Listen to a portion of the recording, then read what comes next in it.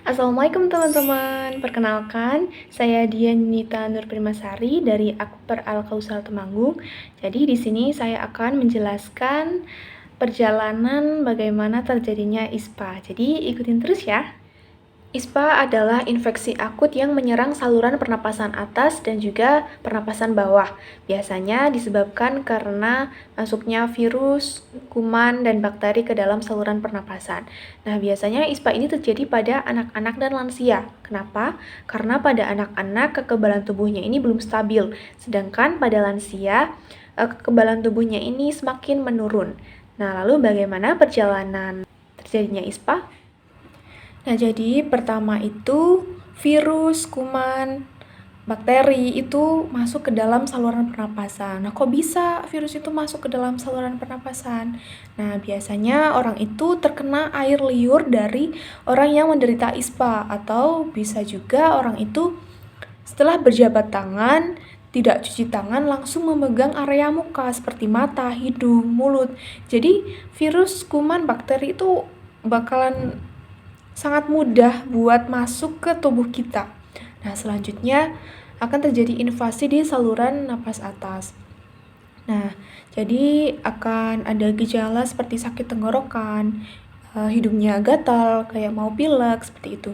Nah, selanjutnya masuk nih kumannya ini ke dalam paru-paru. Nah, utamanya di bronkus. Jadi akan terjadi kuman berlebih di bronkus, sehingga akan terjadi proses peradangan yang akan menimbulkan akumulasi sekret di bronkus. Nah, jadi lendirnya ini akan berakumulasi semakin banyak seperti itu. Nah, jadi akan semakin susah untuk bernapas. Kita bisa mengambil MK, bersihan jalan nafas tidak efektif. Nah, dari akumulasi sekret di bronkus ini bisa kita turunkan lagi nih.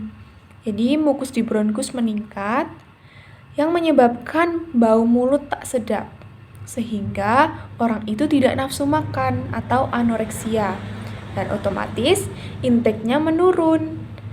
Dia tidak ada pemasukan, sehingga kita bisa mengambil MK nutrisi kurang dari kebutuhan tubuh. Atau kalau di SDKI itu defisit nutrisi. Lanjut, dari invasi saluran napas atas ini bisa langsung menginfeksi saluran napas bawah, sehingga akan terjadi dilatasi pembuluh darah atau pelebaran pembuluh darah ya.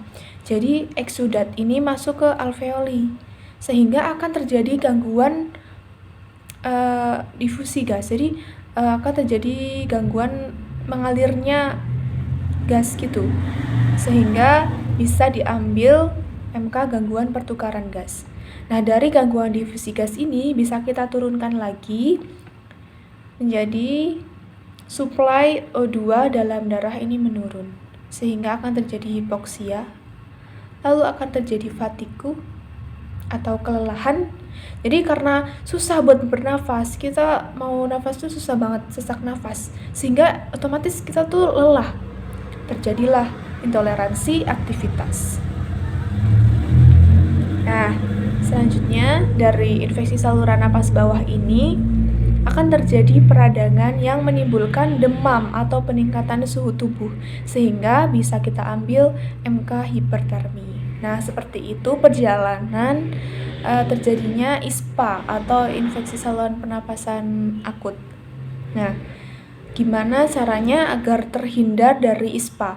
Nah, setelah kita itu berjabat tangan dengan orang, langkah lebih baiknya kita itu mencuci tangan setelah itu. Atau setelah kita memegang uang, handphone, itu sebaiknya kita cuci tangan. Dan lebih baik lagi, ketika kita mengetahui bahwa orang itu terkena ISPA, kita bisa memakai masker. Dan kita juga bisa menjaga jarak. Nah, seperti itu. Nah, mungkin sekian penjelasan dari saya. Terima kasih. Wassalamualaikum warahmatullahi wabarakatuh.